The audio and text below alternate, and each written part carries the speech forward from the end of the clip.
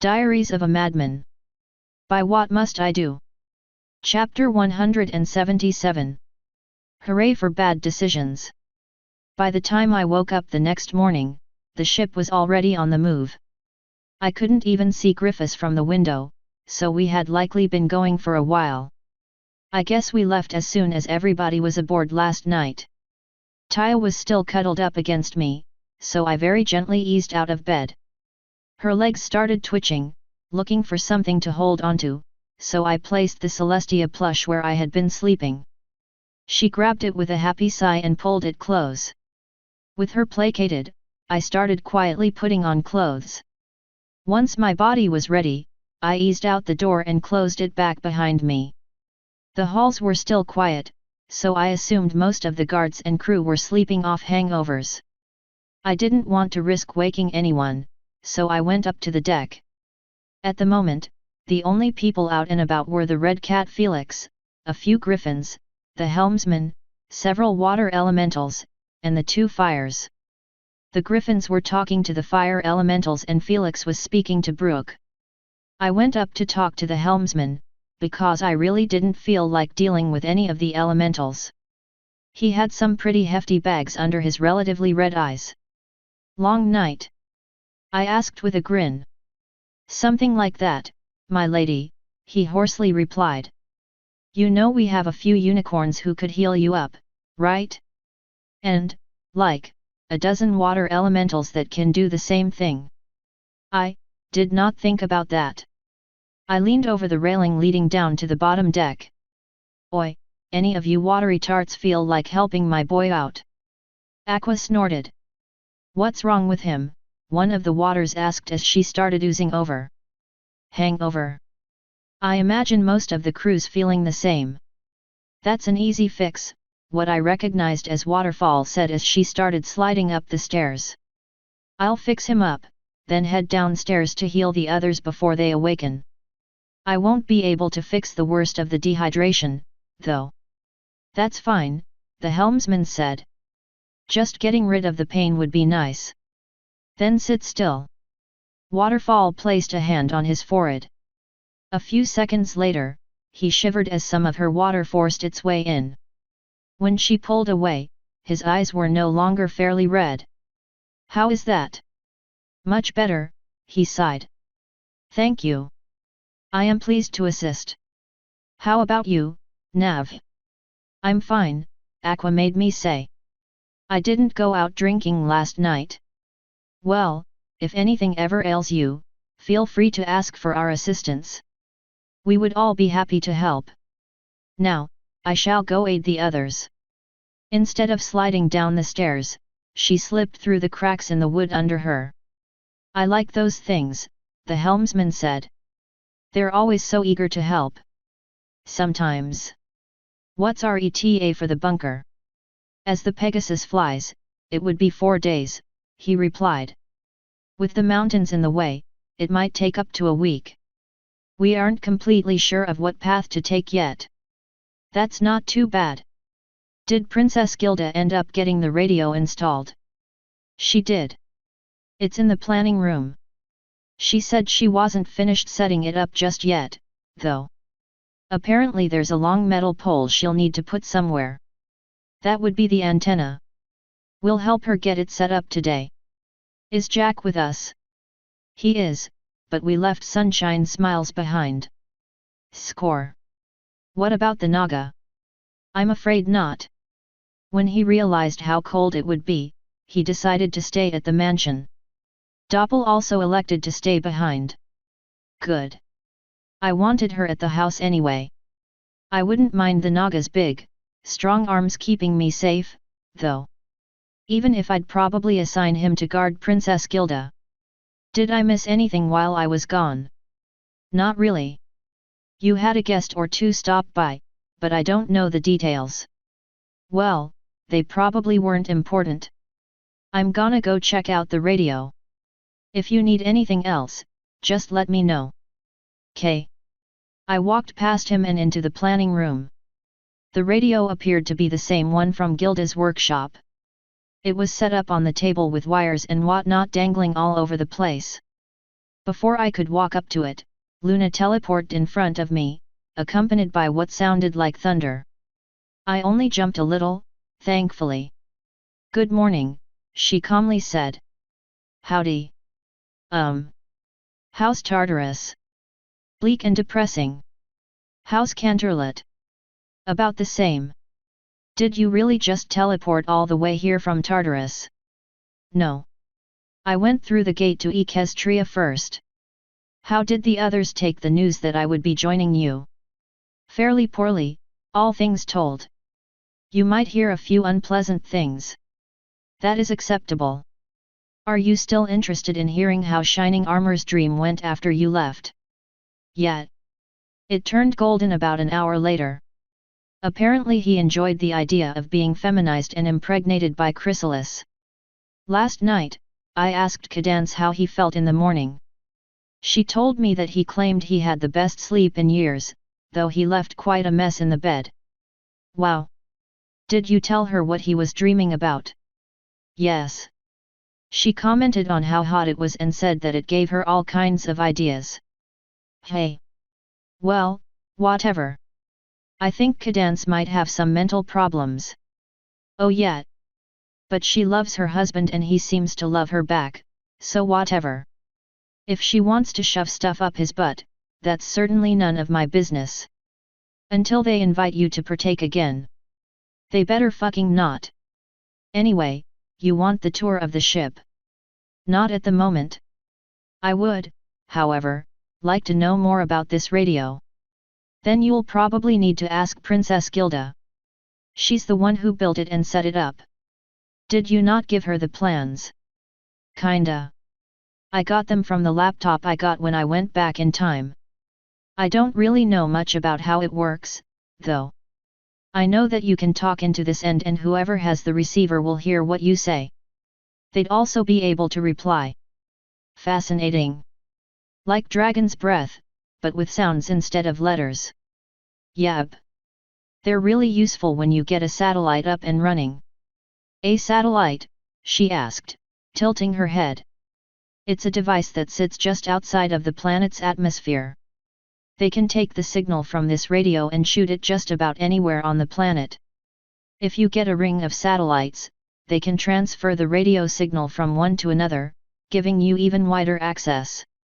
We had enough of them in my time that someone in what you call Equestria could talk to someone in Tartarus with almost no delay at all." "Astounding. Why haven't you built any such devices?" "They require fuel for course corrections. They also require a way of getting power, like solar cells. Plus, making them with your current technology levels would be either extremely difficult or straight up impossible." "You are very lucky that Twilight did not take the reports of your technology levels seriously at the beginning. Celestia likely would have acted much sooner if she had." "I'm not complaining, even if Twilight was apparently super condescending about it." "You are courting her now, are you not?" "I'm in and it's complicated with a few women at the moment." "She's one of them." "Ah, you are going for a herd. Good luck, Navarone." "I'm really not," I sighed. "I'm just bad at saying no to people. And unfortunately, all three of the bitches I'm currently boning are super needy. Perhaps you should consider whittling that number down." "Yeah, probably. Have you eaten breakfast yet?" "We probably don't have much variety, but you're welcome to whatever we have." "I have not, no. I actually only just woke up. When I saw that you were on the ship and that it was away from Griffiths, I prepared myself as best I could. Once you were alone, I joined you. I would be interested in breakfast, especially if you have any meat." "Then let's go." I led the way out onto the ship. She followed me out, though she quickly walked over to the railing. "I missed the color green," she quietly said, watching the pine forest we were passing over trail by. "Is nothing in Tartarus that color?" I asked. "Not on Mount Oberon. We keep the vegetation burned back all the way to the entrance of the peninsula. If we didn't, it would be easy to sneak up on the fortress. Outside of the peninsula, it's a very mixed bag. I have done very little exploration, but I've heard reports of vast jungles, huge plains, large deserts, and everything in between. So about the same as it was in my time. I'll have to try and find a map before I go, or summon a familiar who can draw one for me. That would be wise. When I return to the fortress, I will begin compiling information. We will go over everything when you finally make it to Tartarus. Before we could continue talking, the ship suddenly tilted, throwing both of us off balance. Luna grabbed me with magic before I could fall off the side, then rushed to the wheel to stabilize it. That's when I noticed that the helmsman had jumped away from the wheel and was staring at Luna in pure horror. "What's the matter?" I asked as the ship recovered. "What's she doing here? Did Gord not tell you?" I asked. "She's joining us for the trip to the bunker." But this is non-negotiable," I said. "So deal with it. Luna, let him take the wheel." She backed away from it, but the guy didn't seem to want to move. "I am here to work with you," she said. "I am here in an attempt to make up for my wrongdoing. Your lady is willing to give me a chance. Will you trust her judgment?" Before he could reply, Gord teleported up to the deck. "What's going?" "Oh. Get on the wheel. We talked about this." "What do you mean, we talked about it?" the guy asked. "Watcher and I very specifically told everybody that Princess Luna would be joining us," Gord said. "It is princess no longer," Luna said. "I have abdicated my position. Now I am merely Luna."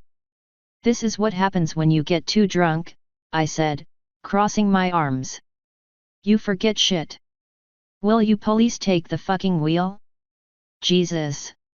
He very slowly eased forward, watching Luna the whole time. When he finally got to the wheel, he did his best to keep it between him and her. "Get over yourself, dude. She isn't going to do anything. You don't know that." "Gord, lie detector spell." He nodded. "The sky is green." His horn lit up. "Luna. I am loyal to Navarone." The light around his horn disappeared. "I mean no ill will toward her or any of her crew, soldiers, or friends." Boom. "Now chill the fuck out. If you flip the wheel again, Gord's gonna spank you." "No I'm not," Gord said. "But I will be upset. Ugh, I'm gonna go back below and explain everything to the others." "Is there a room available for Luna?" I asked. "The Nagas. We figured it would be the only one large enough for her." "Then we'll head there first," I said. "Once you let everyone know she's here, come tell us." "As you wish, my lady," he said. He finally trotted off down the stairs. The helmsman stared at Luna for a few more seconds before easing back into a relatively normal position. I rolled my eyes and then walked down the stairs. Luna followed. "So those are water elementals," she said. Most of them were still on the deck, watching Luna like a hawk. "And 2 fire elementals." "That they are," I said. "I would like to speak to one before I return to Tartarus. The thought of an intelligent machine intrigues me." "You already spoke to Blaze in the dream place. And yelled at Flo in the other dream place." "True, but not in depth." We finally started going down the stairs into the ship itself. Since the entire thing just got thrown around, a lot of heads were poking out of doors. Gord was explaining things, but all of their eyes shot straight up to Luna as soon as we started walking down. I ignored all of those eyes and continued into the cargo hold. The door to the Naga's room was open, so I just let myself inside and sat on the bed. Luna followed in behind me and looked around. "This is where you'll be sleeping," I said. "There's another bedroom across the hall that Twilight's been using as a necromancy lab. So my sister has begun teaching her dark arts. A curious decision. It's to help me, actually. A forsaken soul attached itself to my soulless body while I was trapped in the bunker in Antarctica. Twilight is trying to learn how to get rid of it. Ah. Perhaps Groger can assist, if he is still in Tartarus." maybe. Want me to rub your belly now or do you want to wait? Now is fine. Shall I lie across your lap or lie next to you? Either or.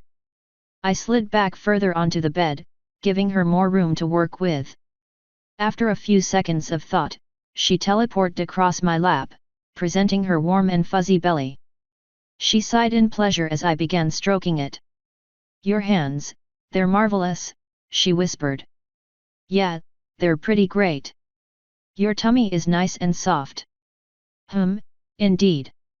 Unfortunately, we didn't really have much time to enjoy it before Taya showed up at the door. At first, she seemed a little bit peeved. When she noticed my hand on Luna, she got straight up pissed. What do you think you're doing? She demanded, slapping a hoof on the floor. Rubbing a belly, I replied with a shrug. I didn't stop, of course. Why are you rubbing her belly? Because it's soft and she said I could, I said. If you wanna hop up here, I do have another hand. I think she might be upset, Luna said. Taya, are you upset? I asked. Yes. Why? Because you're rubbing your rapist's belly. You don't mind when I pet caught. Her mouth opened, then closed. Finally she said, that's different. How? I asked. Caught's your vassal. Luna slid off my lap and bowed down before me, her horn lighting up. I will swear myself to your service if you will have me, she said. I don't have my noble seal with me, I'm afraid, I said. It's something we can talk about later, though. I don't want you to jump straight into it. I have considered it for a while now. Once upon a time, it was common for one who hurt another to swear fealty to them in an attempt to undo or make up for the damage. I would be honored if you could make use of me. Well, at the moment, the seal is in Canterlet, I said. No it's not, Taya replied, a wide grin on her face. Watcher told me to pack it, just in case. I'll go get it. Wait, she immediately started trotting off. I sighed and looked back at Luna, who was gazing up at me with a very hopeful expression. Do you really think this is wise, Luna? Why wouldn't it be? She asked. With me sworn to serve you, there would be none who could claim I seek to harm you. Should I ever return to civilization, it's only fair that it be in the yoke of the one to whom I did the most harm. At least I would finally be sworn to one with strong morals, a personal honor, and pride in what she seeks to accomplish. I mean, we have no idea how long we'll be alive. Is swearing yourself to another person really what you want? I could not pick a better lady to serve, she replied. Once we deal with Celestia, you will become the most powerful person on the planet. At that time, you will need my help more than ever. There is not one iota of doubt in my mind. If I am to swear myself to anybody, it should be to you. You don't have to swear yourself to somebody. That's what I'm getting at. You've been in Celestia's shadow all your life. Do you really want to tie yourself to another person so quickly? Don't you want a chance to discover yourself? You will allow that. Not only will you allow it, you'll encourage it. Whoever I decide I am to be, you will help me fulfill myself and then find a place for me at your side. Shit, she's got me there. Taya zoomed back in and held my noble seal up with a grin. Here you go, mommy. I slowly took it and stared at it for a few seconds. I finally pocketed it and looked back at Luna. I'll make a decision before we get to the Crystal Empire. Her smile dipped slightly, but she nodded. Very well, Navarone. I understand your hesitation. Then explain it. She blinked and slowly leaned back. You mistrust my intentions and still harbor pain due to my actions. Wait to listen to literally nothing I just said. Nope. Well, yes to the pain, but that's not influencing my decision. I don't want someone immortal to swear an oath to me because that kinda traps you if you ever decide you don't want to be my servant anymore. Eternity's a long time to feel regret. That's dumb, Taya immediately replied. You have her, Mommy! Just let her swear the oath. After I have a chance to think it over, I said. And after she has a chance to reconsider. I have made my decision, Luna calmly said. All that is left is for you to make yours. Even if you won't accept my oath, I would still be pleased to serve you in whatever capacity you require. You always do this. Taya said, slapping a hoof on the floor. Stop doing what's best for everybody else and just do what's best for you for once. All right. I patted my lap. Hop back up, Luna. I think a belly rub would be best for me at the moment. She grinned and teleported back into my lap. As you wish. Taya groaned and stomped off while I continued rubbing the ex-princess's belly. Should you really make a habit of angering your daughter? Should she really make a habit of pushing me into choices I'm not ready to make? I suppose not. The fact that your sole consideration for not accepting my oath is concern for my future well-being only confirms the choice as the correct one in my mind. My sister is a fool for spurning your advice so quickly and casting you aside in such a manner. One of my biggest regrets is that I did not see your true value until it was too late. Now, I desire only to follow you and help you build a better world for all sapient life. Surely you can aim higher than living life as a permanent follower. I sought to rule once. It ended poorly for all involved. There are none who would follow my lead now, so I must make peace with following. It is a decision I did not make lightly, nor one I made quickly. But it is a decision I am now at peace with. There's always the option of neither. You don't have to participate in the world. You have 5,000 years of servitude under your belt. No one would fault you for retiring or trying to find your own path. There aren't many who would deny an alicorn's oath of fealty. Well, I'm not many. There's nothing wrong with being afraid of going your own way, Luna. Especially not after everything you've been through.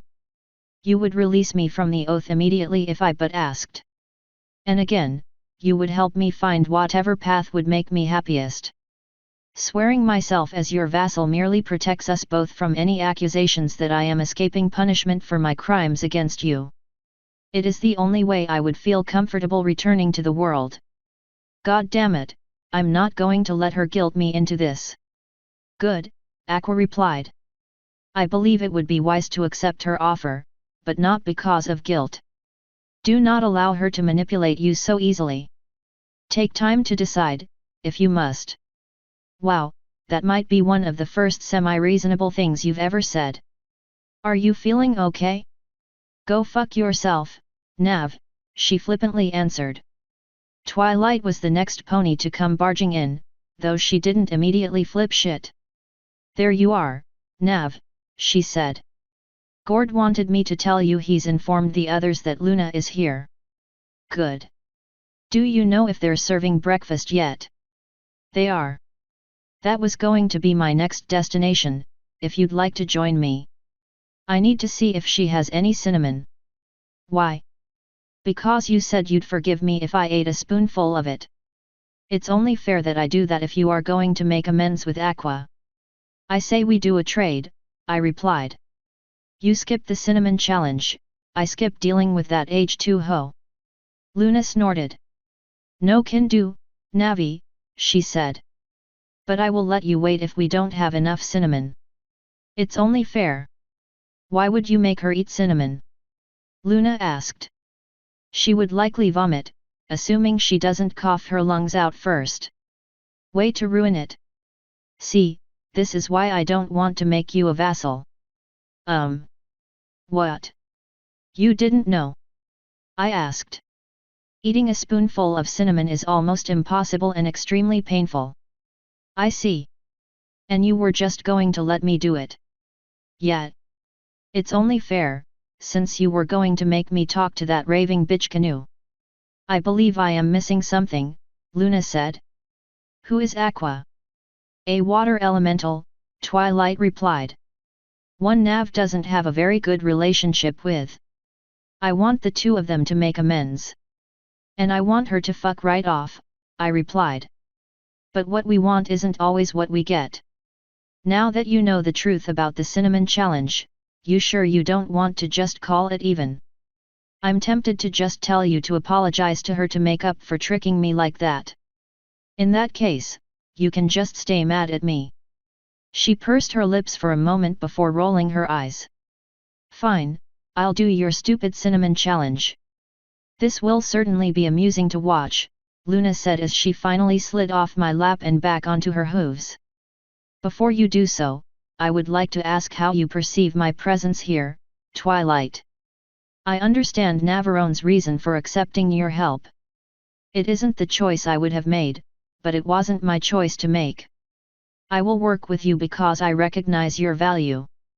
I have no intention of doing more than cooperating with you in a strictly professional sense. I appreciate your candor, Luna said, bowing her head for a moment. I have made many mistakes. I am grateful that Navarrone is giving me a chance to attempt to rectify them. In the interest of openness and honesty, I feel it is fair to inform you that I have requested permission to become one of Nav's vassals. Twilight stared at Luna in silence for a few seconds before moving her eyes to me. What did you say?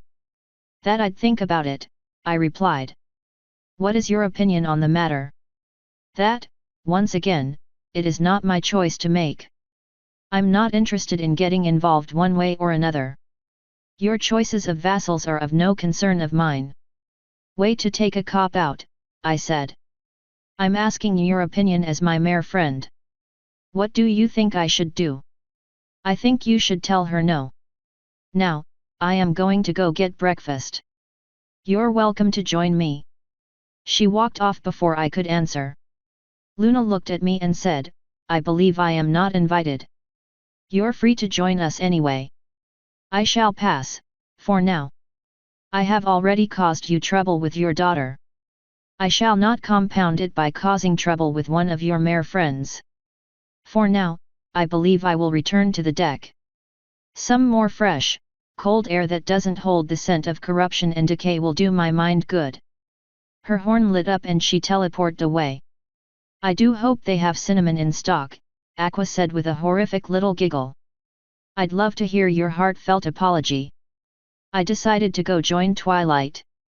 It was certainly better than being stuck with only Aqua for company. That hurts my feelings.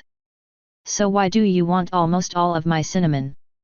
Sunny was asking as I entered. Because Nav wants me to eat a spoonful of it, Twilight replied.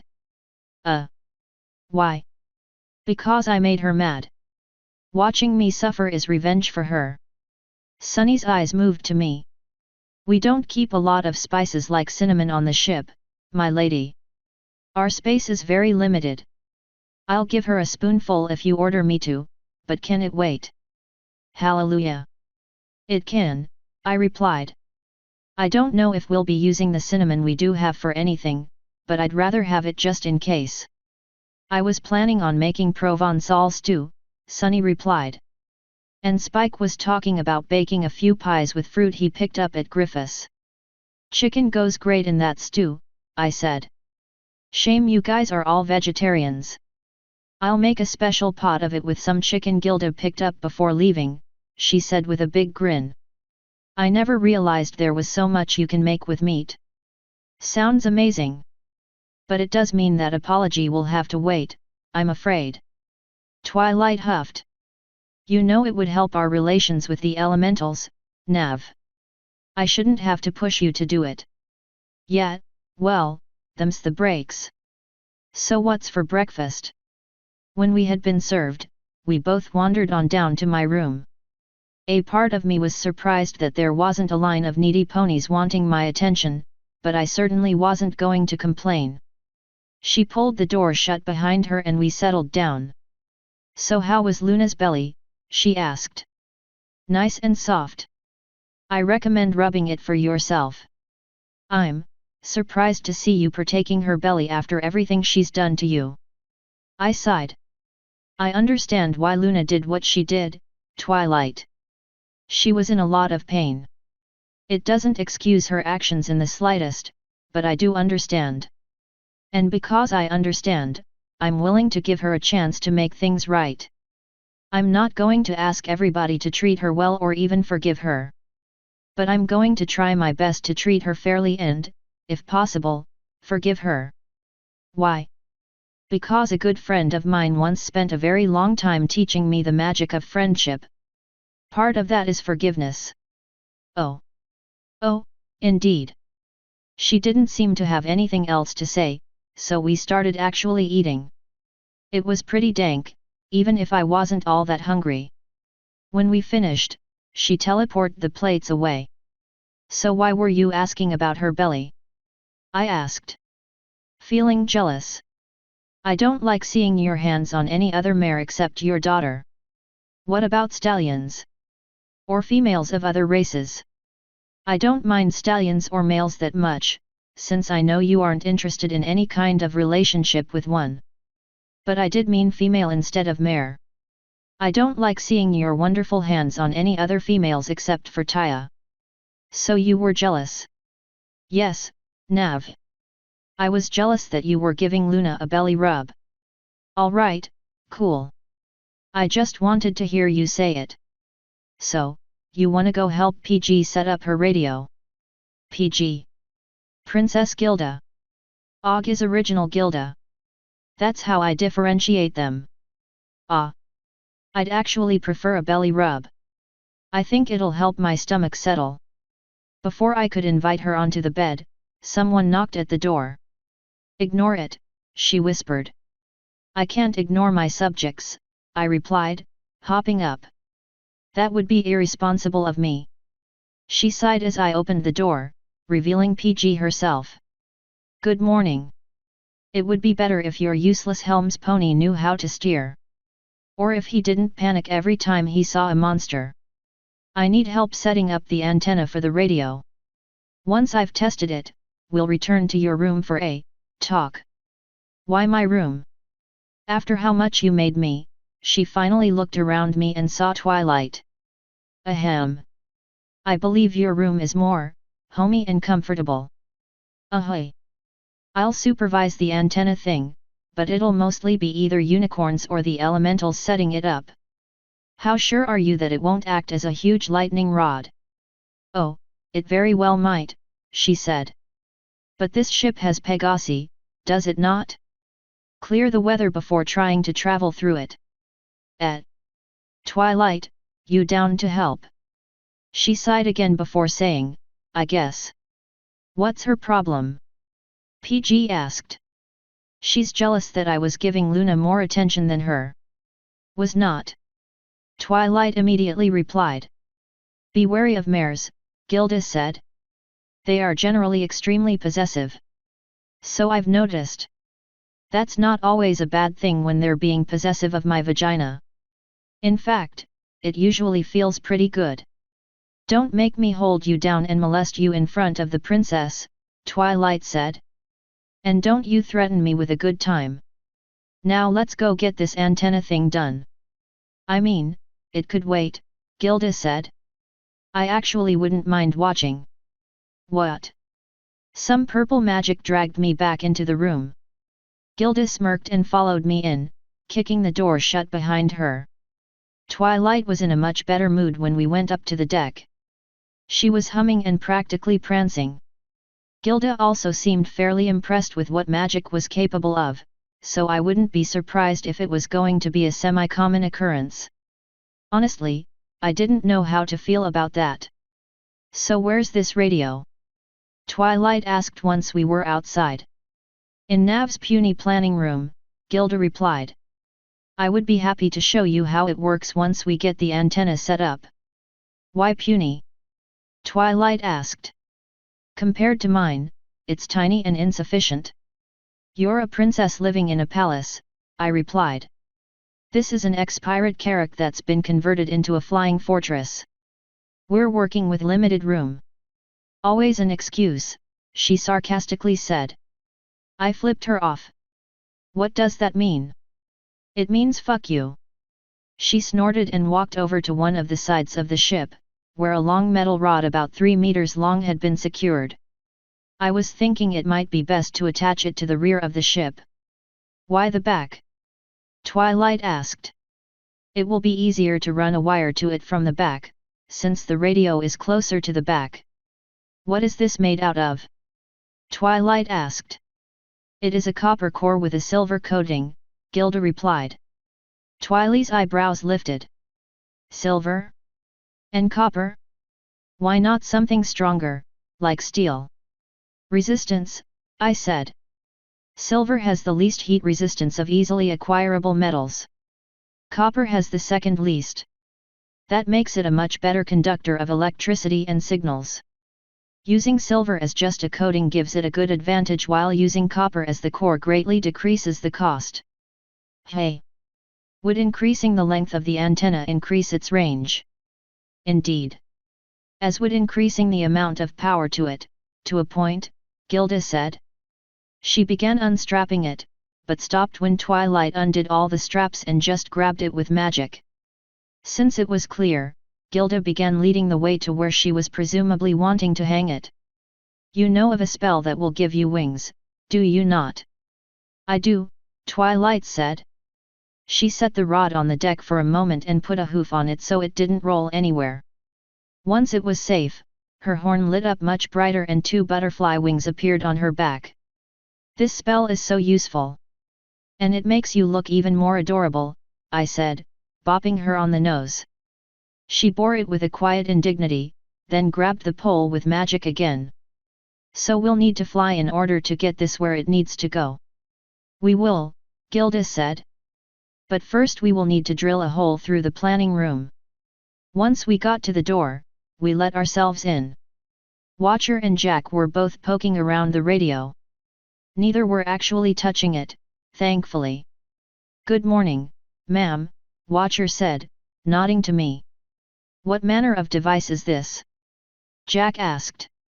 It's a radio, I said while Gilda and Twilight continued walking to the back of the room. It allows for near-instant communication between 2 points using electrical signals to convey speech. Electricity. Jack slowly said. So it is human technology. It is. I gave Princess Gilda a ton of plans for human tech a while back. This is one of the things she recreated. Gilda is a princess, he asked, honestly sounding flabbergasted. That Gilda, I said as I pointed at the Gilda in question. Not the Gilda that Spike is using as a sex doll. Ah. That makes considerably more sense. I ask that you give the same consideration to Minus, then. Or if not to them, to me. Allow me access to the same information. Unlike most griffins, we appreciate technological advances. I'm working on starting a number of academies where technology and magic will be intertwined. Once I get things settled down in Canterlot and once we're done in Tartarus, I will make plans to visit Minus. It's something I've been putting off for too long anyway. While there, I'll fund the start of an academy that will focus on technology, magic, and probably runes. Excellent. So how does this device work? No fucking clue. Gilda. I will be happy to explain it once to any on the ship who are interested in learning, she said. But I dislike repeating myself. Once it is functional, I shall explain the mechanics to any willing to listen. I suppose I can wait. Do you need any assistance? We will soon be flying to the other side of this wall. When we do so, we will need the cable pushed through. She walked over to the radio and grabbed a spool of copper cable. Feed this through the hole Twilight is about to make. We will seal it later. You aren't gonna insulate the cable? I asked. That thing might get really hot. We'll place a sign. Jack took the cable and Gilda walked back over to the wall. I believe here will do, she said, pointing at one of the corners of the wall. Just large enough to feed the wire through. We will also need some manner of welder. I can assist with that, Jack said. Give me one moment. I will go fetch a tool that I can use to engrave a rune onto the end of this wire. It will instantly weld with the next metallic object it touches. Rune? Gilda asked. Nav did just mention those. What are they? Symbols you can carve into objects that give the object magical properties, Jack replied. I have built a fully functional iron golem entirely from runes. It's horrifying, I said. And I've fought a paper golem made from runes before. They were also horrifying. And magically resistant, Twilight added. Well then. It seems you have even more to teach me, Navarone. Hey, don't look at me. Jack's learning that shit from Athena, the ancient human mage Twilight, and I found in a pocket dimension hidden in a book. Oh. Then you will introduce me. Will? I asked, lifting an eyebrow. Is that what I said? She sweetly asked. It was what you said, Watcher replied. I feel safe warning you that princess talk doesn't work very well on my lady. I'm well aware, I'm afraid. It's proven to be most annoying. She's far too valuable to be running free and wild. And you really felt like right in front of me was the best place to say that? I asked, crossing my arms. She turned an annoyed gaze up to me and said, I am just an immature little princess, after all. Her eyes moved back to Twilight and she said, bore the hole. Jack decided to go ahead and leave. I was tempted to join him. Twilight's horn lit up and a hole started burning its way through the ship. A small tuft of smoke drifted up from the area. Soon enough, light from outside started poking through. Once the hole was complete, it began expanding. Thankfully, the smoke was getting sucked out. When the hole was the right size, the light around Twilight's horn vanished. That should do it. It will be hot for a minute or two. Let us go hang the pole, Gilda said. By the time we get it in place, the Minotaur should have returned. The two of them started walking out. I decided they didn't really need my supervision that much, so I hung back. Once they were out the door, Watcher pulled it shut with magic. Wow, what a bitch, he immediately said. Right. How is she in the sack? No comment. Fair enough. So how was the trip, truly? Honestly? Not that great. Twilight was super needy and possessive, which kept pissing me off. It kinda got feedback loop there for a bit. It feels like I have to keep reminding her not to act like a control freak about me and everything else. Some ponies find it difficult to differentiate what you want in bed and what you want in a relationship. Cumini was also like that, in some ways. If you've been having problems even after you tell her to knock it off, you should consider sitting her down and explaining it in more detail. If she still can't understand, she probably isn't the one. Yeah, I know, I sighed. I keep meaning to, but I don't like hard conversations. Maybe I should make Doppel do it in my body. And if you're too immature to have a conversation with your mare friend, you aren't the one. So what happened between you and the princess? She asked me a question. I gave her an answer. She didn't like my answer. Ah. Was it rude and condescending? Probably. She asked why I wouldn't date her and I told her the truth. Ooh, I bet that wounded her princess pride. Was immaturity part of it? Ahoy!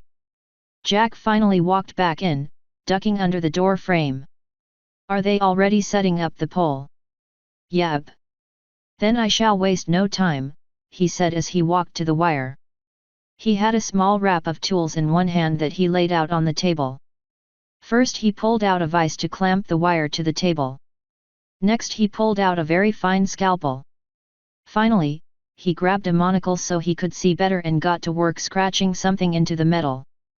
As soon as he was finished, he pulled off the monocle and set the scalpel aside, then released the vise and started pulling it to the hole. We're really gonna need to secure that thing better, I said. And hopefully find a way to insulate it. First we need to get it working, Jack said as he began feeding it through the hole. Refinements come later. Someone from the other side finally grabbed the wire. He released it as they pulled it to wherever it needed to go. Once it was in place, the entire wire jolted. Twilight and Gilda returned a few seconds later. That should do it, Gilda said as she approached the radio. She grabbed the receiver and taloned it to Twilight. There is a small switch on the bottom. Flip it to talk. While it is flipped, you won't be able to receive. First, I shall talk. Then you shall reply. Got it. She walked outside and closed the door. Gilda finally turned the radio on and said, "Testing. Testing." A few seconds later, the speaker started spitting static. Twilight replied, "Sounds like it's working." The static cut off. "Come back inside." The door opened and Twilight walked back in, smiling widely. "That's amazing. It really is just like Nav's little radios. Now we will need to test the range. I'll go order one of my Griffin soldiers to scout with the receiver." She walked out, Twilight once more in tow. When they were out of earshot, I said, "While those nerds do that, I'm gonna go talk to my daughter." "Good luck," Watcher said. I walked out and hopped over the railing so I could get downstairs before Twilight or Gilda could spot me leaving. Taya wasn't in my room or her room, which kinda stumped me. I started walking down the halls, checking open doors. Before I found her, I bumped into Nightshade's room. "How was your vacation, my lady?" she asked with a big grin. "Interesting. I hear I have you to thank for my numb vagina." I bet it was amazing until that part, though. It was. It also has the royal stamp of approval. She gasped, leaning up. Princess Gilda used it. Nope. Shining Armor swapped bodies with his wife. Cadance used the poison to fuck Shiny. He very much enjoyed getting railed in his wife's body with the poison coating her vag. That's something, I guess. Do you think they would be customers? Yeah, probably. We'll be stopping there before we return to Canterlot, if you want to speak to Cadance about it. Well, she reached into a bag next to her bed and pulled out a vial. Would you like to test my new recipe before Cadance? Absolutely not. I didn't want to test the first one. Twilight twisted my arm until I did. She hurt you. It's a figure of speech. Twist your arm. What does it mean? That she kept badgering me until I agreed to it, using guilt and other emotional abuses to whittle me down. Ah. Twist my hoof. I'll remember that. Would you mind telling me why you don't want to try it?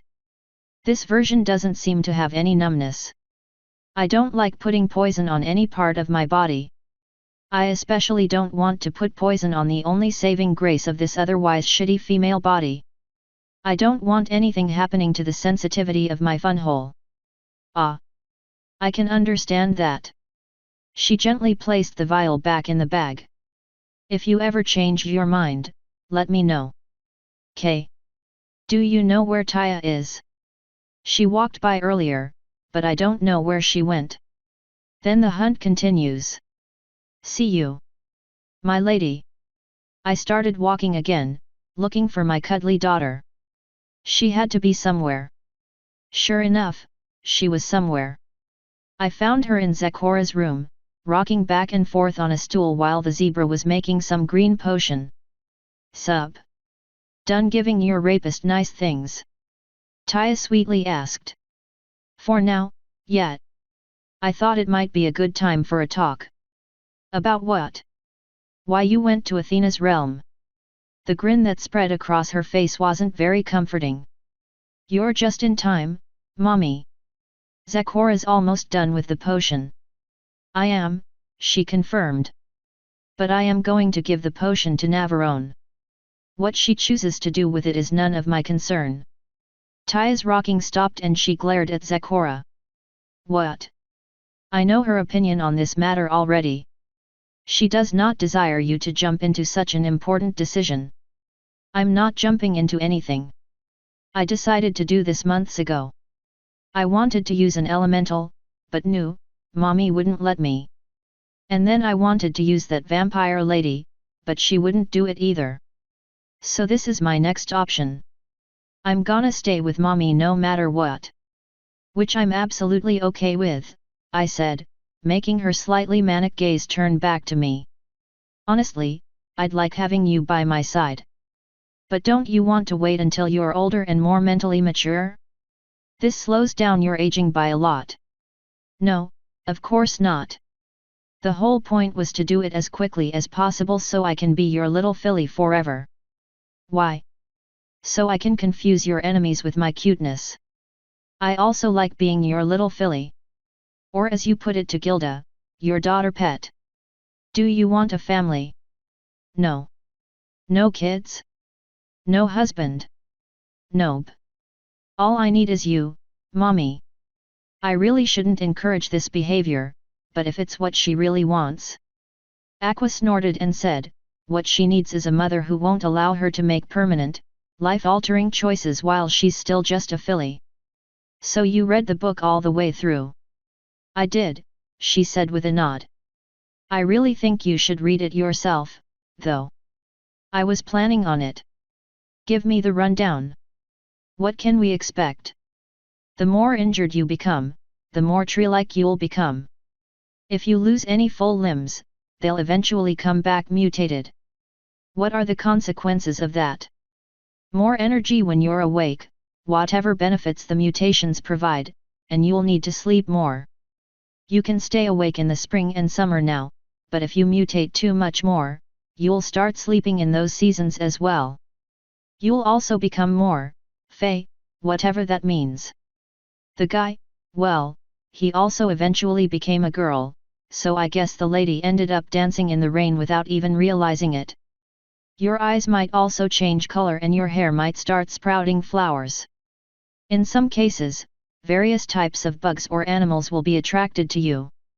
As time goes on, you'll be able to hear the songs of the forest, though I'm not really sure what that means.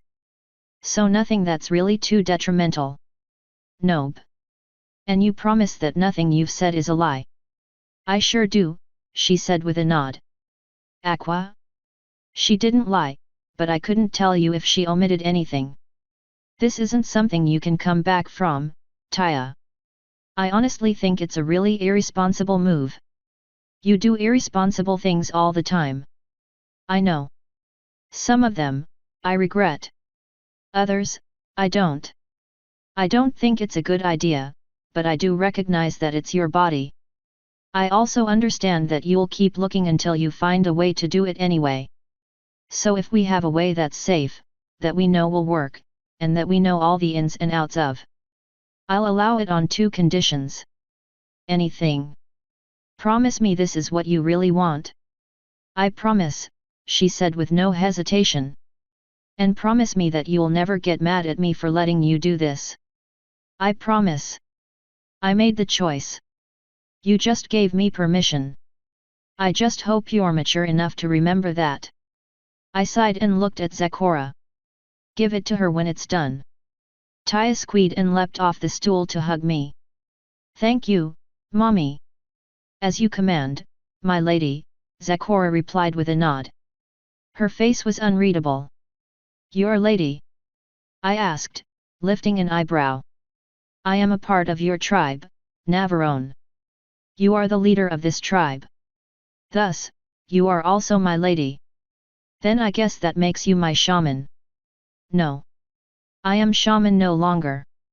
I am something new, something greater. I am a speaker for the dead. You just love drama, don't you? You can't talk. I suppose not. I finally knelt down to hug my daughter back. She was giddily giggling. I couldn't tell if it was adorable or creepy, so I started tickling her so I could hear cute laughter instead. When it looked like she might start fighting back, I hugged her close again. So what will happen once you drink this potion? Athena just said it would turn me into a tree sister like you. I even used a cherry blossom seed as the base. So you'll be my little cherry blossom? I asked with a smug smile. Yep. Aqua sighed. Now I can't use that on you anymore. I know. Eat shit, bitch. I love you, Taya. I love you more, mommy. Prove it. Yeah, that's what I thought. Well, prove I don't. The burden of proof is on the one who makes the statement. Lacking any evidence, I'm forced to assume we love each other equally. She looked so confused and defeated, so I nuzzled her nose and made her happy again. Truly, such a role model, Zakora sarcastically said. Thanks, I try. Have you ever considered having kids? Such a thing is forbidden to shaman. And while I was cursed, I was too focused on finding the cure. Now that I am free of the shamanistic path and my curse, my mind has begun to wander. It is not too late, though my time is rapidly running out. I have not yet decided either way. I think Zorses are adorable. But if you want to ride back to Africa, I'm sure we can arrange that as well. This potion will likely take another 10 or so minutes to complete. I'm not completely positive, since it is a new recipe. Is that your way of asking me to leave? It is my way of informing you how much longer the potion has to brew. You can interpret it however you choose. Can I rub your belly while we wait? You may. She walked over to the bed and hopped up onto it before presenting her belly. Ah yes, first time with a zebra belly. I let Taya go and walked over to start rubbing Zakora's belly. More bristly than most ponies. Do you use conditioner? Ooh. Rarely. Your hands are amazing. They're the best, Taya said, bumping up against me warmly. I usually like watching her do it to other ponies. The faces they make are usually the best. Well, I do have 2 hands, I said, plopping down next to Zakora on the bed. Taya immediately jumped up to my lap and I soon had both of them cooing contentedly. It was pretty fucking nice. A few minutes in, Taya shifted and sighed. So why was Rarity so angry the last time you rubbed her belly? She sleepily asked. Because she's a dirty skank who doesn't like nice things, especially when I'm the one giving them, I replied. Makes sense. I'm such a good parent. Aqua snorted in disdain, which only confirmed my internal statement. Have you rubbed Watcher's belly? Zakora asked. Nope. I might offer, though. Having a whole crew addicted to them might be useful. Until we imprison you and force you to rub our bellies for eternity. That's an acceptable fate. I wouldn't allow it, Taya said. At least, not unless I got priority rubs. Love the loyalty, honey. She only answered with a giggle. The final few minutes until the potion were done were only filled with gentle sighs and soft moans as I continued treating the 2 equines under my fingers just right. It felt pretty good and I know they were both happy for a moment to relax. All good things have to end eventually, though. The potion finally made a crackling noise and thin plume of green smoke started drifting out of the top of it. Zakora rolled off the bed and walked over to it. As soon as she got there, she grabbed the vial and slowly lifted it to her eye to get a better look. Apparently what she saw satisfied her, because she nodded and turned back to us. It's done. Taya hopped off the bed and floated it over with magic. I'm not sure how it will taste or what side effects it might have. I followed the recipe precisely, but I'll live. Taya immediately started drinking it. She flinched as soon as she tasted it, but swallowed every last drop of the thick, gooey liquid. Once it was empty, she lowered the flask and blinked a few times. I don't feel so, the flask fell to the floor, shattering on impact. Her eyes rolled up in her head and she started falling, but I caught her before she could hit the glass-covered floor. She was only out for a few seconds, thankfully. When her eyes fluttered open, I noticed that they were now dark green, almost the same shade as mine. Before I could ask her how she felt, she screamed and clutched at her head. Her hair turned shock white. I was expecting her coat to follow shortly after, but it stayed the same color for some reason. I looked back to check her tail and found that it was also white now. Once her hair was completely white, her eyes opened wide and she started vomiting blood. I turned her over so it would drip straight to the floor. After a few seconds, chunks started falling out and she began crying in pain. All I could do was hold her hair back and pray to whoever might be listening that she would be all right. Finally, it was over and I clutched my sobbing, shuddering daughter. How do you feel now? I quietly asked. It hurt so much, she hoarsely whispered. Yeah, I fucking bet. Are you still hurting? And no, but I don't feel right. You just replaced the vast majority of your organs, I said. My process was a lot more gradual, so it was generally less painful. Minus getting poisoned, at least. You'll feel different for a while, until you adjust. I gently picked her up and looked at Zecora. I'll send someone to clean up this mess once I get her to a bath. I will grab one of the ship's unicorns, Zecora said. Take care of your daughter. I carried her to the closest shower and carefully set her down in it. When I tried letting her go, one of her hooves grabbed my hand. I let her hold onto it as I turned the water on. It was freezing cold at first, but it didn't seem to bother her in the slightest. Once it was at an acceptable temperature, I started washing the blood off. While I was doing that, Taya finally blinked and grabbed some of her mane. It's white. So is your tail, I said. And your eyes are green.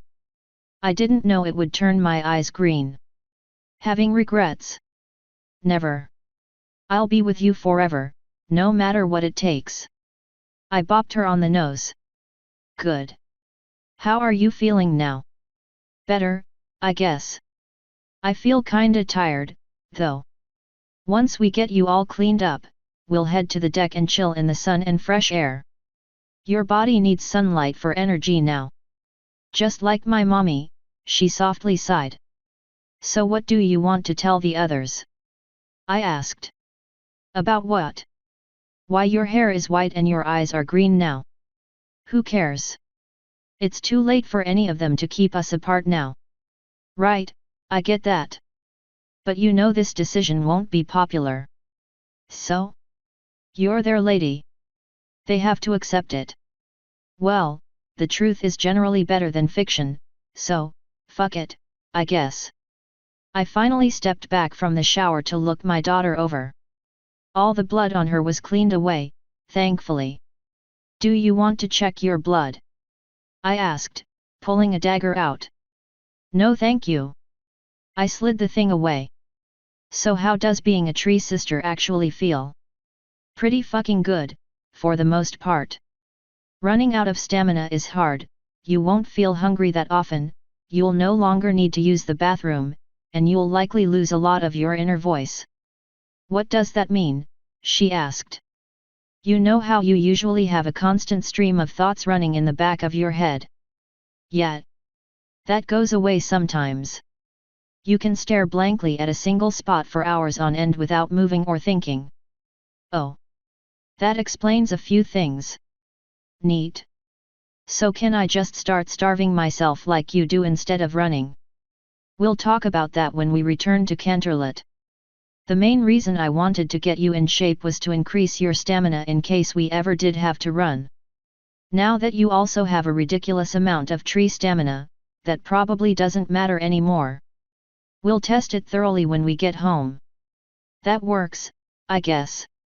So when can I become human permanently? Belly rubs don't work on humans. Oh. Never mind, then. I think I'm clean now, Mommy. Do you want me to get the blood off of you? I finally looked down at myself and discovered that I was also covered in it. Wow. Yeah, if you don't mind. Her horn lit up and it all disappeared. All right, you ready to head out to the deck? Yep. She turned the water off and then used magic to make the water slide down her body. Once she was dry, she hopped out. Much better. I still feel kinda weird, but not as much anymore. Hopefully the sun will help with that. Shall we? She grinned up at me, so I tousled her white mane and walked out. When we got to the deck, more soldiers were out and about, doing various soldier-like calisthenics. They all grinned when they saw me, but did double takes when they saw my daughter. I led her to the side facing the sun and leaned against the railing. After a second of thought, I undid my ponytail, letting the wind take it. How do you feel now? Taya slowly inhaled, held it for a few seconds, then eased it out. Wow! That was fast. I feel completely awake. Yep. Having some time in the sunlight really helps. I have to warn you, though, snowy days will drain you like a motherfucker. Rain isn't as bad, but if it keeps going for days on end, it'll make getting out of bed tough. Spring is great, summer is mostly awesome, fall is shit, winter is terrible. I always knew how you felt, but I never really understood. Now I'll be right there with you. Yep. We can cuddle in bed on snowy days. Ahem. We both looked over and saw a very confused Twilight. Taya, why is your hair white? And why are your eyes green? I'm a tree sister now, like mommy. Twilight's mouth dropped. Isn't it great? I'm sorry, you're a what? Tree sister, I said. But, how? And why? I went into Athena's book and got a recipe from her, Taya said. And so I can be with mommy forever. Twilight's eyes moved up to mine. I couldn't tell if she was still shocked or angry. And you let her? I shrugged. She went into Athena's book while we were in Griffiths, using Kot's help. She knew the potion recipe. Do you really think I could have stopped her? Yes. You're her mother, Nav. That's literally your job. You're supposed to stop her from doing stupid and irresponsible things. I would have found a way, Taya said. One way or another, I would have been mommy's little filly forever. At least this way, we match. Taya, this isn't good. It's also not really bad, I said. It is what it is. And it's definitely not something that can be undone. How are you okay with this? Because it wasn't her choice to make. Taya yelled, slapping a hoof on the deck. It was my choice and mommy let me make it. You're just a filly. Nav, how could you be so irresponsible? Pretty easily, actually. I mean, I honestly don't know why you're surprised by this. I don't have a track record of making good, healthy decisions. You know what? You're right, I'm not surprised. I'm just more disappointed than I ever expected I could be. You let a filly make a major, life-altering decision. That I was gonna make anyway, Taya said. One way or another, this was gonna happen. Mommy just picked the lesser of all evils. Taya, your relationship with your mother is incredibly unhealthy. So? Mommy loves me and I love her. That's all that matters. Who cares what anyone else thinks? Twilight sighed and face-hooved.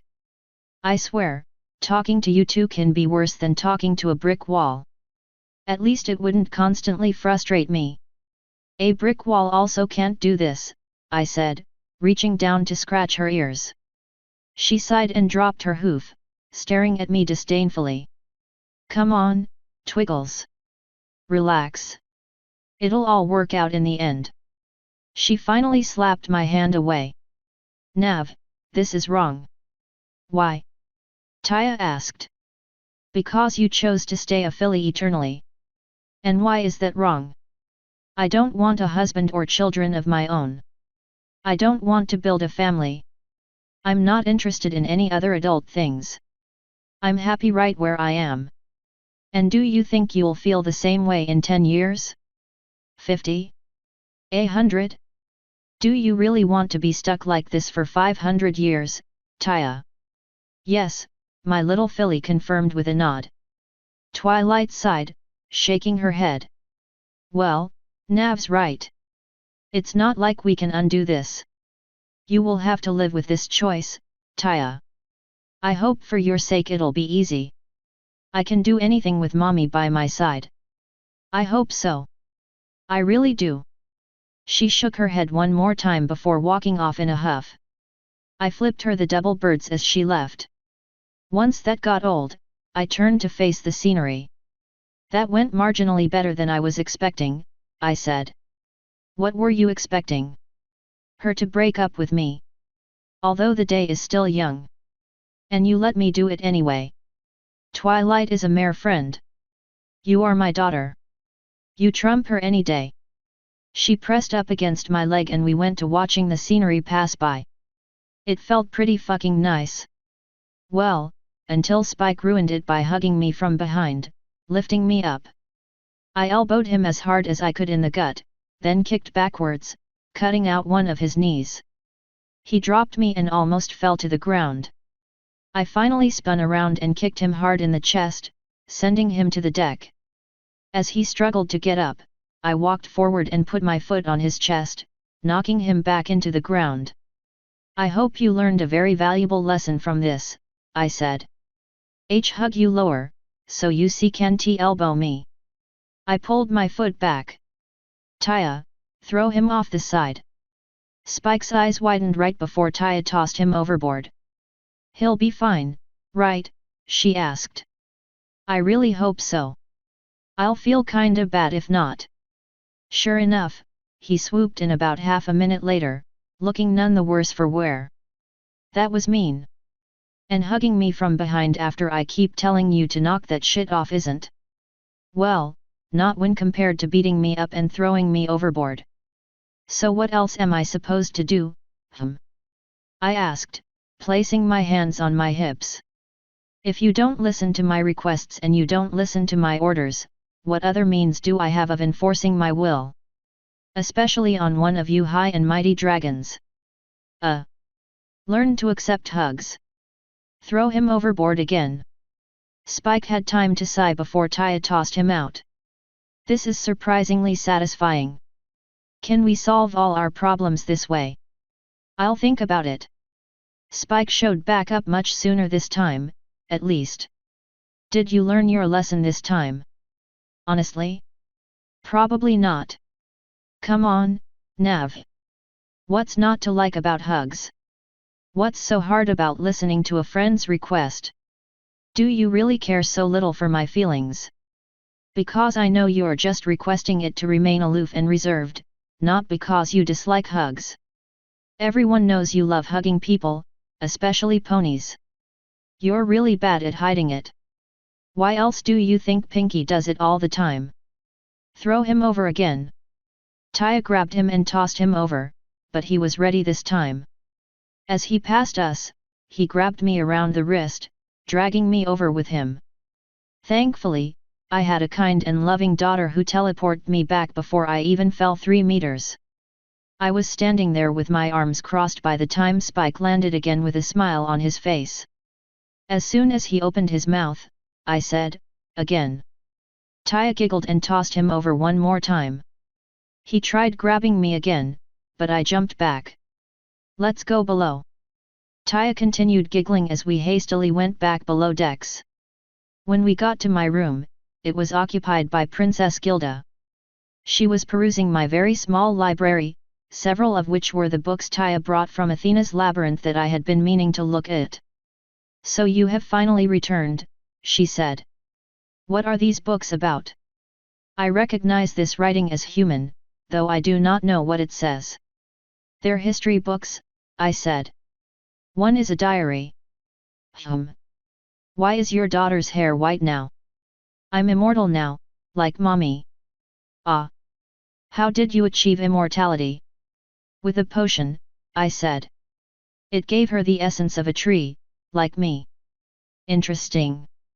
You will. Will you explain it in detail later? Yes. She actually smiled. Excellent. Could we perhaps speak privately, Nav? Anything you can say to mommy, you can say to me. Taya proudly said. I knelt down and whispered something to her. She blinked. Oh. Have fun. She trotted out, pulling the door shut with magic. What did you just tell her? What she needed to hear to leave. I walked closer to her and she started leaning up for a kiss, but I grabbed Athena's book behind her. Want to meet someone neat? She only seemed a little bit disappointed that I didn't meet her kiss. I had something else in mind. You sure? She's another human. Is this the mage you spoke of? It is. I am not prepared for a meeting of that magnitude at the moment. Fair enough. I set the book back on the shelf, then casually threw Gilda onto the bed. Then I hope your body is ready. It most definitely is, she tried to huskily reply. She only ended up actually sounding constipated, but I got over it quickly and started ravishing her. Once the magical crystals powering the Hitachi wand died, I finally called it quits. The princess was a panting mess and my bed was thoroughly defiled. So how do you feel? I sweetly asked. She replied by dragging me down for a kiss. It didn't really feel all that great on her beak, but I don't think she cared that much. Once she was tired of it, she tugged again and forced me onto the bed with her. When I was at her mercy, she wrapped her arms around me and sighed delightfully, cuddling up close. I guess you feel good enough to cuddle, then. Indeed. You are something else, Navi. Since I figured we were probably going to be there for a while, I hugged her and started gently rubbing her back. Oh yes, you definitely know how to treat a hen. Yep. Did your brother tell you he asked me to join his harem? Her grip tightened and she stared at me in shock. He what? Well, he asked me to become a royal concubine. That sniveling little rat bastard. You are mine. I am, hey. That actually made her blush. I mean, you certainly aren't his to take. You're right, I'm not. I turned him down. Now, I spun her over, making her squawk in surprise. She got over it when I began rubbing her belly, though. I think if anything, it's more accurate that you are mine. You certainly do seem to react quite well to my ministrations. And after all that begging I had you doing, I'm surprised you think you'd have any ownership over me. Well. That princess's pride, right? She sighed. I do so enjoy hearing you sing, my pretty little birdie. Maybe I'll make you sing loud enough that will break you of that disgusting pride you have. Fat chance, she muttered. I could always tie you to one of the masts and leave a few vibrators in you. I bet that would hasten the process. You wouldn't dare. Maybe not. But maybe I would. I guess it'll be something for you to look forward to, my pretty little princess. You know, if you want a really fun time, you should talk to the water elementals. If you find any of them willing to fuck you, they'll be able to do all kinds of things that I can't. Such as turn into a tentacle monster and ravage all of your holes at once. Or fill you completely, turning you into a moaning mess. Or hack into your brain and give you orgasm after orgasm without even touching you. Really, they can do all kinds of fun things to you. And if you're really interested in getting kinky, I can hop into your dreams one night and be whoever you want me to be. Yes, I am interested in getting kinky. You are always welcome in my dreams. Good to know. I can also become a water elemental, so you can avoid having to deal with any of those awful things. Wonderful, she dreamily sighed. I almost want to try it now. Oh? Did I not satisfy you? You most definitely did. But I somehow feel there are still so many sensations left to try, so many different ways to be filled. I'm sure Twilight would also be willing to help. She's been writing a series of books and could use a few different types of partners. A series of books about BDSM and sexuality in general. They're incredibly popular in Equestria at the moment. If you're interested, I'm sure she can get you a few copies. I've been her partner for most or all of the books, but she's been interested in trying a griffin for a while. It'll be completely anonymous, so there's no reason to be worried about getting identified. That is, something I will keep in mind. In fact, she probably has one or two of the books somewhere around here. If not, some of the crew might. Perhaps some research is merited. And if you're interested, you can borrow any of my toys, as long as you clean them when you're done. I would be interested, yes. Where can I get my own? A shop in Canterlot. I'll take you there next time you're in town. You'll take me there? Yeah. They're very serious about their clientele's privacy. They have a back entrance and everything. I usually go in the front because I'm a wanton slut, but not everybody is as shameless as I. What a world it would be if we were, she sighed. A much better world, that's for sure. You wouldn't have to hide being a lesbo, for one. And we wouldn't have to hide our activities. Hey, there were plenty of griffins doing lewd things in public at the festival. I'm sure if you had asked, Twilight could have turned you into a pony so you could join us. We got up to all kinds of kinky fun things. That is an interesting offer. I will certainly remember that. She can also turn you into a human, a changeling, a dragon, and a housecat. A human, you say? Yes, I did say. Now that I think about it, I wonder what Athena and Hera would say if I showed up with a few more humans. I will most definitely be having a few conversations with Twilight soon. I assume, given your suggestions, that you do not mind. You assume correctly. I'm no hypocrite. You know, usually. If I can sleep around, it's only fair that she can, too. At least until I ever get serious with someone, at which point that'll be stopping. So you say. I find myself wondering if you could truly limit yourself to one partner. I find myself wondering if I want to. Long-term faithful relationships aren't my jam. To be honest, I'm happy enough as things are now. I'd need a very good reason to give this up. If it meant our activities could continue, I certainly wouldn't complain.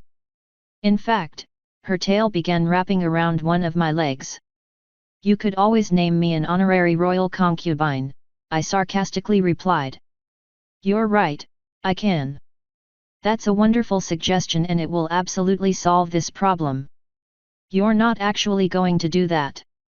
She snorted. I'd like to see you try and stop me. I removed my hand from her belly. On second thought, perhaps we can work out an alternate solution. Ahoy!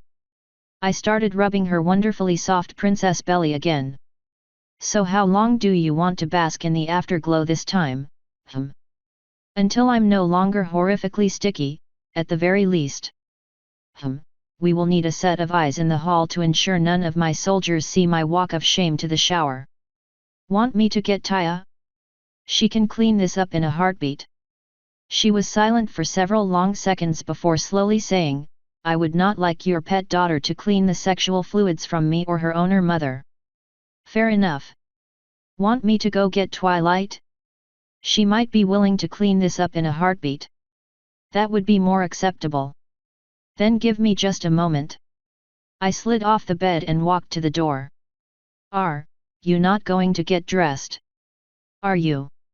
It took her several seconds to process that one.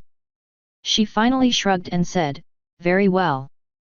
With her permission, I walked out into the hall and immediately bumped into Amber Knight, who turned to stare up at me in surprise. A few seconds later, her face turned bright red and she struggled to keep her eyes on my face. Wonderful timing, I said with a grin. Would you be willing to help me clean up a little mess? Mess, she faintly said, sniffing at the air. Yep, just a teensy one. Shouldn't be a problem for my favorite crew mare. Her face lit up and she eagerly nodded. Anything for you, my lady. Come on in, then. I backed up, granting her entry into my room. She happily trotted in, then froze when she saw Gilda on the bed. I eased the door shut behind her. We were working on something and spilled something all over my bed and each other. Would you mind? What were you working on, my lady? Strengthening relations between species, I casually answered. Super important and secret stuff, so I'll have to ask you to keep quiet about it. She gasped and then nodded. Of course, my lady. I won't tell a soul. She walked over and placed her horn against the bed. A moment later, it lit up and all the lascivious fluids on it disappeared. A few seconds later, Gilda found herself cleaned as well. Amber turned back to me with a grin and very gently poked me in the stomach with her horn. Another wave of cleanliness hit me, and just like that, all proof of our activities was gone. Thank you, Amber, I said, tousling her mane. Her tail hitched slightly and she squeaked. I'm glad to know I can always count on you. Of course you can, my lady. I'm your most devoted employee. You sure are. And if there's any way I can ever reward you for your services, you need only ask. Really? Really? I reached out and bopped her. Now, I don't want to take up any more of your time. I'm sure you were on your way to do something important. Well. Gilda cleared her throat. We also need to get back to work. Her face fell slightly. Oh, alright, she perked right back up and said, if you need anything else, just let me know. Will do, I replied, opening the door for her. She pranced out, head held high. I eased the door shut behind her. The princess snorted as soon as it was closed. You enjoyed that a little bit too much. I don't know what you're talking about. Give her a minute or two to wander off and then you should be good to leave. Well, I don't have to leave. It doesn't seem like there's much to do on this ship, aside from reading books or talking to others. To be quite honest, you're the most interesting one here. I mean, you're free to stay if you want. I was just about to try contacting Moonbeam, though. How? I walked over to the bookshelf and opened the cabinet under it. That's where Taya stored the magic mirror. I pulled it out and held it up. She gave me this magic mirror. It allows me to communicate with the one in her room. How does it work? By holding it up and saying her name. Moonbeam. Her face instantly appeared in it and began talking. So you've finally decided to try out the mirror. Well, first you'll have to get through this message. So let me detail every little wonderful thing I'm going to do to you the next time we meet, my succulent little morsel. The message continued and described a number of extremely lewd and honestly fun-sounding activities that made both me and Gilda blush like schoolgirls. They also gave me quite a few ideas for things to try out with either the princess or Twilight. I'm not sure how she managed to get enough material for a 10-minute message, but it really made me look forward to our next meeting even more. Once it was finally over and I could see my own face in the mirror, Gilda very awkwardly cleared her throat. Well, that was something. Yeah, it was fucking hot, I said. God damn. Moonbeam. My reflection disappeared and I was left staring at a roof. Anybody home? After a few seconds of silence, I shrugged and continued, that message got me all kinds of wet. It actually makes me happy to give you some dark and unpleasant news. Luna thinks Celestia's planning something unpleasant for when I return from the zone. I'm planning on heading to the Crystal Empire before returning to Canterlot to meet with a few other allies. I'd like for you to be there. Call me back whenever you can. We can play phone tag until our schedules match up and we can arrange for a real conversation. I stared at it for a few more seconds before clearing my throat. I'm not really sure how to hang up. Moonbeam. The mirror continued defiantly showing me her ceiling. Fuck, maybe if I set the thing on the bed and her ceiling was replaced by my own. Perfect. You always have the best toys. Can it go to anybody but that monster? It doesn't go to any monsters, just a cute and cuddly bug queen. She rolled her eyes. But I'm pretty sure it just goes to her. I picked the mirror up again and set it back in the cabinet. So, what would you like to discuss? How we can strengthen relations between the races, perhaps. I would like to discuss humanity. Can we discuss griffins instead? No. In particular, I would like to learn more about you and your life before Equestria. Oh. I'd rather not. She lifted an eyebrow. Why? Because there's not much to tell and most of it is depressing. Some things should just stay in the past where they belong. I am interested, regardless. I would be honored to.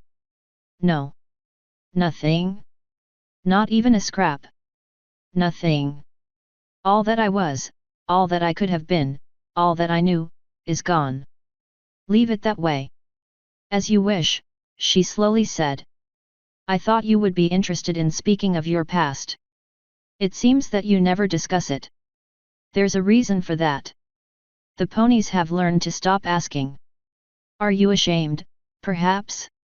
Or, tell me about your mother. She blinked. I would, rather not. Want me to keep pestering you about it, then? I wouldn't mind. You don't seem to, after all. I suppose there are just some things one does not wish to talk about. I understand. So tell me about your oldest brother, Hooters. I wasn't able to get a good feeling for his personality. Is he a good leader? We managed to talk about the rest of her family until somebody finally knocked. I hopped up to open it, revealing Watcher. His eyes looked over my nude body with hurtful disinterest before meeting my eyes. My lady. Howdy. Luna wants to be my vassal. What do you think? I believe you should accept her offer. I'm here to talk about Taya. What did she do this time? Don't play coy. Oh, is this about the tree thing? Yes. Why did you allow her to do it? Because she would just keep trying to become immortal until she finally figured it out. At least this way, our immortalities are directly compatible. I figured there was no reason not to allow it. Aside from her being a lot younger than one would expect for making such huge, life-altering decisions. Yet, well, you know. No, I don't know. Please explain it. God damn it, what is with you people? What part of she was going to do it anyway do you find difficult to understand? The part where you are fully capable of reining her in, if you want. Bullshit. She does stuff she knows will piss me off all the time. If I told her not to do this, she would probably make the potion herself just to spite me. Honestly, I'm not really sure what you want me to do about this. Why complain if it's already too late? I feel that you're setting a very bad precedent by letting her do this. If you keep letting her make major choices that she has no business making at her age, she's going to get hurt or traumatized. And when she falls, I will pick her up. People don't grow by being coddled, Watcher. They grow by making choices, being allowed to fail. If those choices go poorly, their friends and family pick them up and they learn from them. I do not and will not let Taya get her way all the time. I'm afraid that there are times when I can't prevent her from doing something, and I think this was one of them. I decided it would be better to give her my blessing and allow her to do it safely than tell her no and have her seek it out behind my back. I will never just mindlessly give her what she wants. It will always depend on context. So you decided, based on this context, that she should be allowed to stop her aging as a filly. Yes. I disagree with your decision, my lady, and believe you will come to regret it. Noted. Is there anything else you need? Please put on clothes. If any of the Griffin soldiers suspect what you two have been up to, there will be repercussions. K. He bowed before walking off. I left the door open and started putting my clothes back on. I'm surprised you allow your subjects to speak to you in that manner, Gilda quietly said. Sometimes it's annoying. Usually it's valuable. When you surround yourself with very wise, intelligent people, it often pays to listen to them. There's no reason to pay them, otherwise. I suppose. When I was finally dressed, I quickly checked my pockets. Once that was done, I nodded. I need to go find Gord. You're free to stay on my bed if you want, but I don't know how long it'll take me to get back. Then I shall go speak to the Minotaur. I would like him to explain runes to me. His name is Jack. His room is attached to the smithy. Excellent. I'm thankful for your time, Nav. I hope we can spend more time together soon. I think that'll be doable. Don't forget to spend some time with Twilight, too. She grinned. I won't. Perhaps I will borrow a few of her books as well. I bet you'll be featuring in some of them, too. Good. See you soon, Gilda. She nodded and walked past me, running her tail along my side as she passed. I followed her out and pulled the door shut behind me. She started walking toward the smithy and I began walking up to the deck. When I got outside, I took a quick look around the deck. Luna was standing at the front of the ship, watching the horizon. Spike was sparring with Char, which reminded me that I needed some practice before we got to the bunker. Felix was speaking with one of the crew members. Several of the guards were talking to water elementals. Gord was nowhere to be seen. I walked up the stairs to the second level and found him ponying the wheel. "Good evening, my lady," he warmly said. "Howdy. Do you want to complain about what Taya did, too?" "Nope, I'm good." "Baller." Luna asked to be my vassal. "What should I tell her?" He shrugged. "As you said before, nobody wants to work with Luna, but we all recognize her value. If you can stand having the mare that caused so much of your pain around, I say she would be worth having." "All right." I spun back around and went down the stairs. Before I could get too far along the deck, Felix the kitty stepped in front of me. "Hello again, my lady," he said with a charming grin. "Hi. Your crew has quite a lot to say about you. I must admit, I'm quite impressed." "Okay." His confident expression took a small hit, but he powered through. "I have to say, as much as they've told me, I'm still curious for more." "Well, there are plenty of people here you haven't spoken to, I'm sure." "There are, but I was hoping to hear tales from the lovely lady herself." "I'm never, ever going to have sex with you. The only reason I'm even talking to you right now is because you're part of Princess Gilda's retinue. I hate thieves, I hate people with absolutely no honor of any kind, I hate cowards, and I hate con artists. Get out of my way before I have Spike incinerate you." The look on his face very rapidly went away. When I was finished, he stepped aside and bowed. I continued walking. "That wasn't very nice," Aqua said. She was right next to us on the deck, so she actually got a front row seat for it.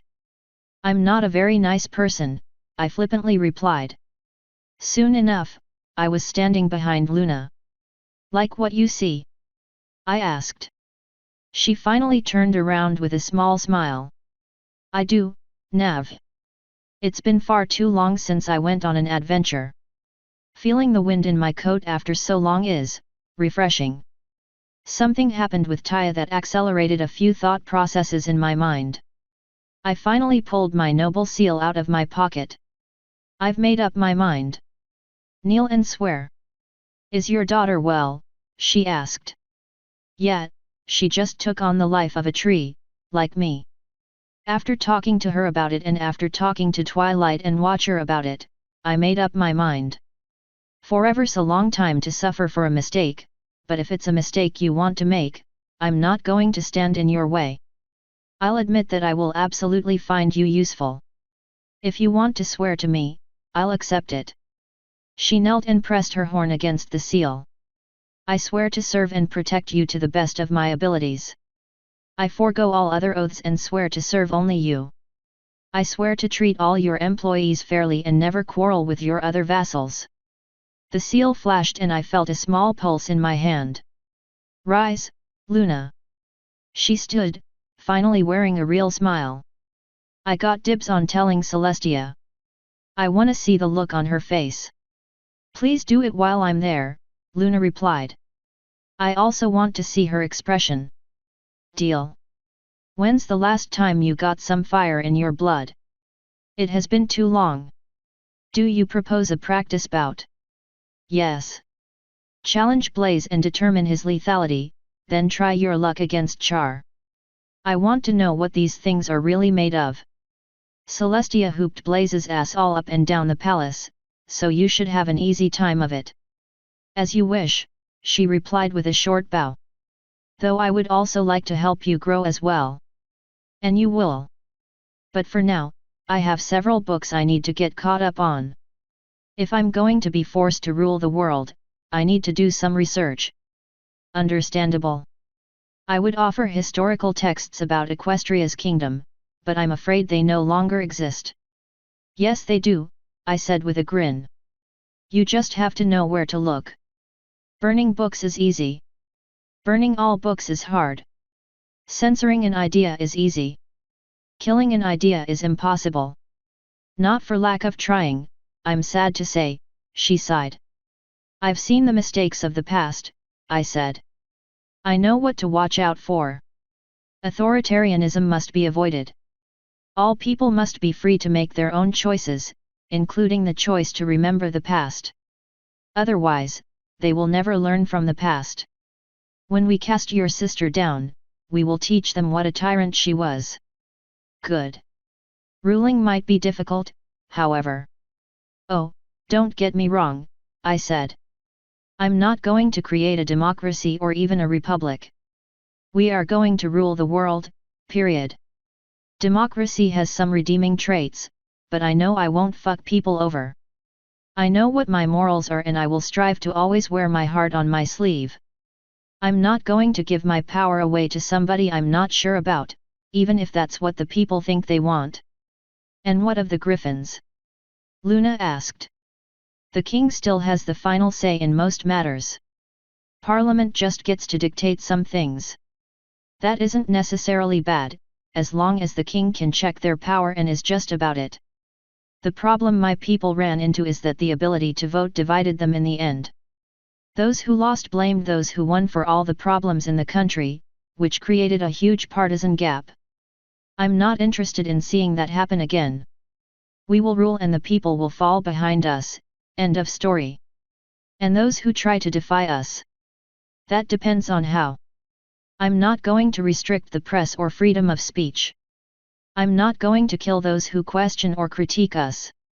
But any who rebel will be given one chance to surrender before being utterly and totally annihilated. There will be no room for discord in the world we build. And annihilating our enemies isn't discordant.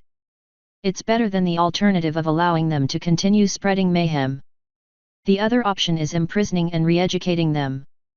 She looked over my shoulder, at the water elementals who were staring at us. They have the ability to enter minds. Do they have the ability to change minds? Yes, but that's just as good as murder. Perhaps. A dead pony is useless to all but vermin. A living, subservient pony could be very useful. I narrowed my eyes. Of course, it will be your choice to make. But I was under the impression you tended to seek out advice from those around you. I'm not a fan of direct subjugation and mind wipe. That doesn't mean you can't use it anyway. You can feel squeamish about a tactic but still recognize that it's the most viable means of dealing with a problem. And as an answer to the question of how we deal with rebels without causing more discord, using water elementals to make them passive is a decent one. Aqua giggled in my head and whispered, I like this one. That is a bridge we will cross when we get to it, I said. With luck, we will have a good alternative that doesn't involve forcefully modifying somebody's mind. Perhaps luck will be on our side, Luna said. It matters little to me, I suppose. It should. You may be my vassal, but that doesn't mean you won't have to use your critical thinking skills once in a while. Excellent. Celestia rarely sought my opinion. She ordered and I unquestioningly obeyed. Yeah, that's not gonna happen with me. If I tell you to do something, I want you to think about the best way to actually accomplish what I'm telling you. If you can think of a better way, suggest it. As you command, my liege lady. Nav is fine. Do you have any suggestions for better determining the lethality of the fires? I believe a few practice bouts will do the trick. With your permission, I will begin immediately. Granted. She bowed again and walked past me. I thought about taking her position at the front of the ship for a few minutes, but decided to follow her instead. I got as far as turning around before realizing two water elementals were right behind me, Flo and Brooke. Ladies. We couldn't help but overhear a few of your future plans, Brooke said. Oh. I said, crossing my arms. This isn't a confrontation, Nav, Flo warmly said. We've long thought that Celestia was leading the world poorly. We're hoping you will accept our guidance going forward. Ruling the world will not be an easy undertaking. Something tells me I'm not gonna have much of a choice, I sarcastically replied. There is always a choice, Brooke said, her eyes turning pink. But we stand with you, if you would have us. I understand that you are wary of us after some of what has happened, but you know that none of us would ever seek to hurt you or circumvent your will. Dramatic irony at its finest, folks. Ahoy! And what did you think of Luna's suggestion, then? Mind-washing inconvenient political prisoners. I believe it is morally bankrupt, Flo said. And I believe it is better than the alternative, Brooke said. Killing a person standing up for what they believe in is vile. Ahoy! I wonder what the Jews would have to say about that. Her eyes went from pink to blue. There are evil people in this world that have vile beliefs. Some of them espouse harming others. There are also professional criminals in this world like that scum Felix who live by taking what others have rightfully earned. We'll have to find a way to analyze how to mitigate the evil in this world. If that involves killing those who seek to harm others or feed off their hard work, so be it. But if we decide that destroying who they are as a person and replacing it with something socially acceptable is better, then that is the path we will take. Neither option is pretty, but I refuse to build a society that allows scum to run free with no consequences. I'm afraid that the higher one rises in rank and social standing, the more difficult their choices become, Flo quietly said. You are seeking to rise to the very top.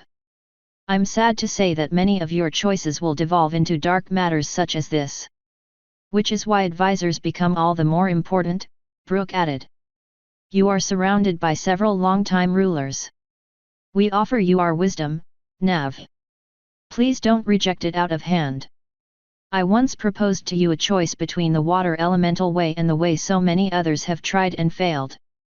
You stand at a huge precipice with two bridges leading into the future. Which path will you take? You will have to make a choice soon. I'm afraid it's already been made for me. Then I will do my best to think quickly. I began walking past them, but Flo grabbed my arm. I almost flinched back, but managed to stop myself. May we speak, Nav? She asked. I'm listening. Privately, she added, turning pink. As you wish. She wrapped one of her arms around mine as I continued walking down to my room. Oh, all the things I wish I could say. But alas, I'm a prisoner in my own body. You say that like it's a bad thing, Aqua giggled. You really should be more grateful, Navi. And you should really consider suicide. Destruction of my main form wouldn't really do much to help you or Celestia, you know. I'd still control you both and could slowly rebuild. I guess it really would be too good to be true, even if it would be surprisingly satisfying. Hell, why can't the others even sense you? I thought they could sense hosts. If we wish to be sensed. If not, we can hide, even from others of our own kind. Should they ever seek to invade your mind, they would find me instantly. Then I guess it's a shame the others actually have morals. For you, perhaps. I'm not complaining. You seem more stressed than usual, Flo warmly said. I've had a lot on my mind. The vacation didn't help. You have the weight of the world on your shoulders, Nav, she sighed. You expect to take Discord on by yourself. No, I don't. I'm building an entire team to do it for me.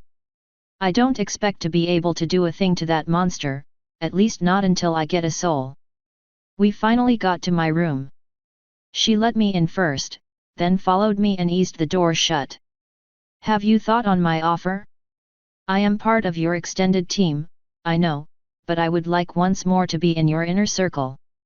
I miss you, Nav. And at this point, I miss having a sane elemental in my head. I want you to act as my guard when we touch down in front of the forest. Help get me there in one piece. We'll talk about what happens after that on the way home. With pleasure. I never once meant to hurt you, Nav. Not truly. I hope you will come to understand that in time. I already do. And I know I'm going to need you and the rest of the elementals in the coming years. I don't like the way things are going, but I honestly don't think I have a choice anymore. Celestia needs to go and I'm not sure who else I'd trust to replace her but me. The others may have their doubts, but I know you are making the right choice. It is too late to redeem that demon. I would be pleased to be at your side as an advisor and friend once things finally settle down. Good. I'll need all the trustworthy help I can get. And, if you are ever interested in becoming my host once again, I will always be open to it. It's an offer I'll keep in mind, Aqua said with my mouth. But for the moment, I want to keep my head to myself. If only. I understand, even if it is saddening. Would you like to discuss what happened with Taya? Or what your long-term plans are for Luna? There's nothing to discuss about Taya. And we'll see how Luna pans out. She seems wholly devoted to me, so I'm not too worried, but I'm not sure how she'll be received by the rest of the world. I'm also very concerned about what the others will think about me so casually accepting her oath. From what I saw, it wasn't casual. At the very least, you made her sweat for a few hours. Tell that to Twilight and Blossom. She bowed her head. As you wish. Before I could stop her, she slid under the door. Well, at least one of you fuckers obeys me. Don't you worry your pretty little head about the others, Aqua said. Celestia and I are working on a way to put them under my control. Then you truly will be mine forever. I knew she was just trying to beat down my willpower, so I tuned her out and grabbed Athena's history book, the one Taya got from the maze. Much to my surprise, I could actually read it, though I don't think it was actually written in English. I wouldn't be surprised if she had some kind of automatic translation spell on it. Either way, I fell onto the bed and started reading. A few hours after I started reading, I heard something from my cabinet. It only took me a second to realize what it was and I set the book down so I could pull the mirror out. Mooney's face was staring back at me. Ah, there you are, she said. I got your message. Cool beans. You down to meet us at Cadance's pad in a few weeks? That will be doable, but I will need a more accurate time frame than a few weeks. I'll let you know as soon as I find out. I'm not sure how long this trip is going to take, but her palace will probably be our next destination. Excellent. I hope to make good on my promises. I trust your body will be adequately prepared. I'm always ready for your gentle touch, Mooney. She smirked. Yes, I know I am your favorite. I wouldn't go that far, but I'm looking forward to seeing you in person again, my cute little pet. Hey, what did we decide about calling me pet? That I could only do it if I recognized that you weren't actually my pet, and that it's only an endearing nickname. Good, just wanted to make sure you remembered. If you're lucky, it might soon be wife. Only if Celestia tries playing her hoof, of course. We shall see which way the wind blows. With enough allies, you might not even need my support. Maybe. But I always like having you around anyway. Your bright smile just lights up the room. Flattery will get you many places, including straight into my bed. Keep that up and I might forget all the times you used that horrid short version of my name. You know you like it, Mooney. Perhaps. Apparently edging you isn't as much of a punishment as I thought. I'll try to think of something else. It shouldn't be difficult. I look forward to it, Mooney, I sweetly replied. Then until we meet again, my succulent morsel. She placed her mirror down before I could reply, leaving me looking at my own slightly blushing face. Man, she is so fucking sexy. You have problems, Aqua stuffily replied. I couldn't really deny that, so I put the mirror back in the cabinet and continued reading.